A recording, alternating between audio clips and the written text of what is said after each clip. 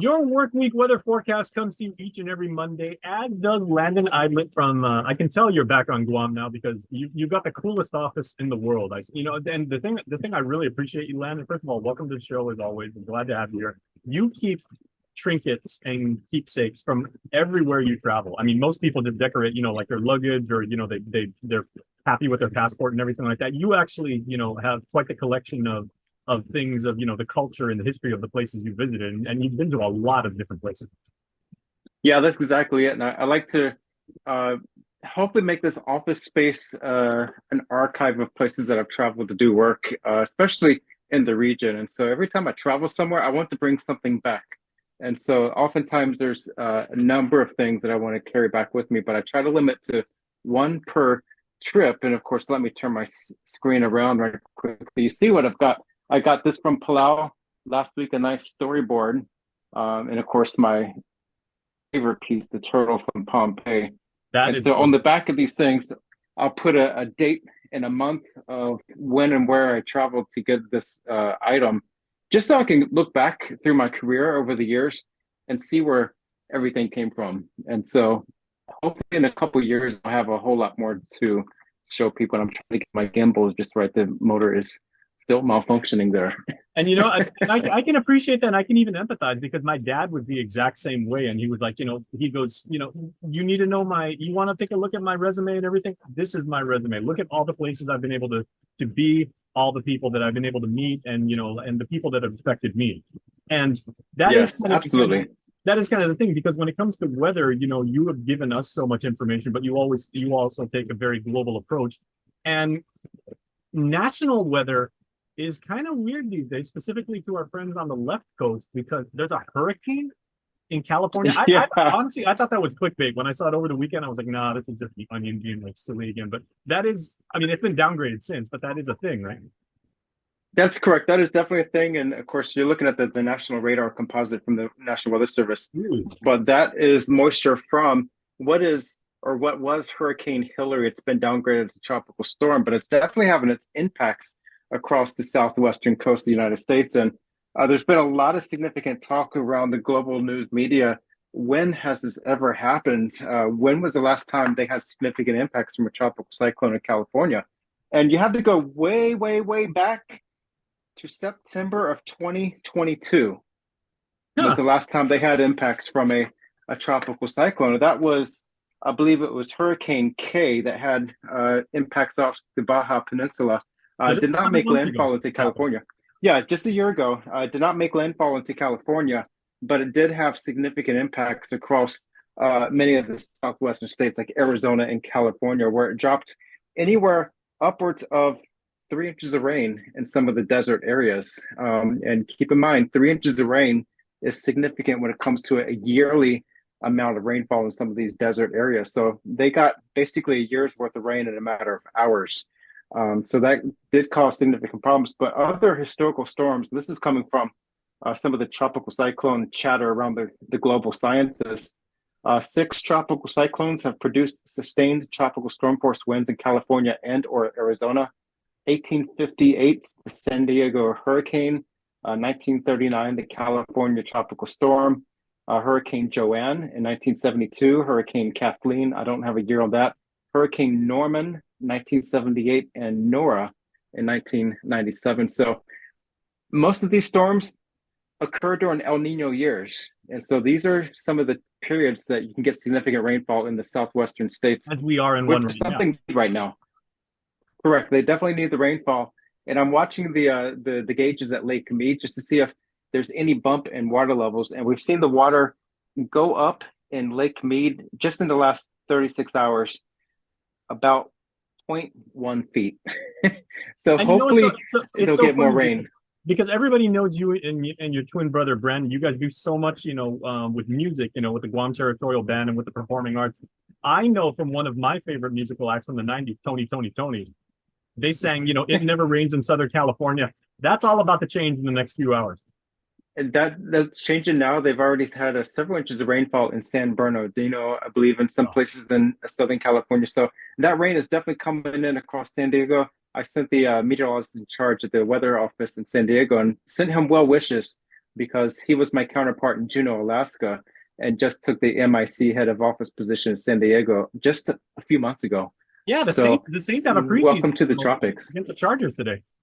Yeah, it's going to be an interesting day if they did not cancel. It's just sucked in looking at the radar. It's just showers and thunderstorms all over that area. So And can you also this imagine is how crazy it is? Like the Disneyland now is probably going to say, "Sorry, folks, you can't ride the Matterhorn because it's too wet because of the rain." I can't remember a yeah, time in my life when everybody's ever said that. yeah, that's exactly it. And of course, uh, this is not like where we had 2 feet of rain in 24 hours with Moar, but the rainfall they're getting is very significant. So people, if they're not prepared for this rainfall, there can be some significant issues. We've had the wildfires in Maui. Now we're having the flash flooding problems in Southern California and a lot of steep terrain. And where you have wildfire scars, there's a lot of significant erosion that can occur, washing out roads and causing swift water rescue. So Yeah, definitely a serious event in Southern California, and hopefully people are well prepared and got the communications well in advance to protect life and property. absolutely. Okay, so let's bring this back to the local market now. Is there any possibility or probability, depending how you want to frame it, that that weather system could have an effect like on us, or are we simply like too far away, or in a different part of the Pacific? Yeah, definitely. We're too far away, and Hillary is making landfall in Southern California. And if you remember, my sister's name is Hillary, and we used to Yep. call her Hillary or Hurricane Hillary when she was young because she used to destroy our Lincoln log projects in the house when we were in elementary and middle school. So Hurricane Hillary is now in force, but Hillary has no effect on us in Guam. We're simply too far away, and it's already making landfall, moving well into the southwestern desert where it's going to meet its demise. But locally, we're going to be feeling kind of monsoonal the next couple days. Right now, we have kind of a southwest south wind flow, just isolated spotty showers out there, nothing much to speak of. But there is a tropical disturbance that's Invest Area 90W sitting off to our northeast. And so this will not pose a direct threat to Guam or the CNMI, but it is suspected to slowly track westward or west northwestward, but linger in this broader area to our north. So again, Guam is right down here on the south side of your screen. This disturbance is going to remain in the area, but what it's going to do over the next couple of days, particularly later this week, is going to reinvigorate the monsoon. So we're going to start seeing a lot of more southwesterly winds coming up across the Mariana Islands, giving us more showers and potential for thunderstorms later this week. However, once these winds start to change around the area, we're going to see some light and variable winds Tuesday, Wednesday. That will open up for the possibility of island effect thunderstorms during the afternoon, midday hours. So Tuesday, Wednesday, we could see some showers and thunderstorms pop up over Guam. That's that weak wind regime. And then later this week, a wetter monsoon pattern that could linger through the weekend and into next week. So stay tuned to weather forecast because whenever we have the monsoon pattern in force across the region, that's when things can happen, whether it's a formal tropical cyclone or just a very wet, windy period for days on end. Yeah, how many times this week have we already had have you guys had to issue warnings about flooding and everything like it? At least three, right? Yeah, early last week we had a number of advisories in effect just for these island effect thunderstorms. They pop up in the light wind pattern where the daytime heating of the land is faster than the surrounding waters, and that's where you get the showers and thunderstorms that sit in place and just dump a lot of rainfall in a short period of time. So that'll be the pattern probably Tuesday, Wednesday, and then Thursday, Friday into the weekend will be more of a southwest wetter monsoon pattern. So stay tuned. Things can change rapidly. All right, and monsoon has a clever ring to it and everything like that, but it also brings like a lot of rain and a lot of stuff that you want to be on the lookout for. So, Landon, we'll give you the final word and everything. You made mention of the fact of a Lincoln Log project and everything like that. I want to give you an opportunity to let people know what you and your brother are working on that's coming up on Friday. Yeah, the Tower for Humanity will be back in force after a brief down period since last year. I have one log here. We're going to have 20,000 more logs for this next construction than what we had back in June of 2022 for the world record breaking project. This will be at the Gaina Shopping Center. We're going to be moving all the blocks from my house on Friday evening to the Gaina Shopping Center. Hopefully, we'll be setting up the center court Friday evening around 7 p.m., unloading all the logs. Well, hopefully anybody that can show up to my house to help. But it's going to be probably Yeah, we do have a van lined up, so it's gonna be covered. So we're not worried about showers at this time, but we hopefully we'll get it all in one load. Probably about a dozen folks will help us haul the blocks over to the shopping center. And we break ground on the next construction Saturday morning at 10 a.m. at the Guyana Shopping Center. So this is gonna be exciting. We're gonna be building all through the weekend next week and through the Labor Day holiday, in which we'll have Be Heartfelt, the charity that seeks to feed kids in need across the island. So we're going to have a construction competition. We're still looking for organizations to join us for the food drive and also form teams for the construction competition on Labor Day. That is absolutely amazing. Yet another way that you can do what you're passionate about and make sure that you give back to the island community. Man, you are in Napamalik through and through. We take care of our neighbors. But real quick, Yeah, what that's exactly it. structure? You know, you're always up in the bar and what you and your brother do. So what kind of structure are you guys building this year? Well, we're going to put a twin style twist to this. We're going to build the Twin Towers. And so Nice. this is going to be a 9/11 themed event to really bring recognition to our first responders and military service members on the islands, but basically give thanks to them. Hopefully, maybe recruit some people to join those agencies for careers, and then also to feed some hungry kids. So it's going to Absolutely. be a complex event, all for good. Now, as far as architecture and engineering, what makes building the Twin Towers, but besides the fact that there are two of them directly parallel to one another, what makes them so challenging to build with Lincoln Log? And how high are you looking Well, at?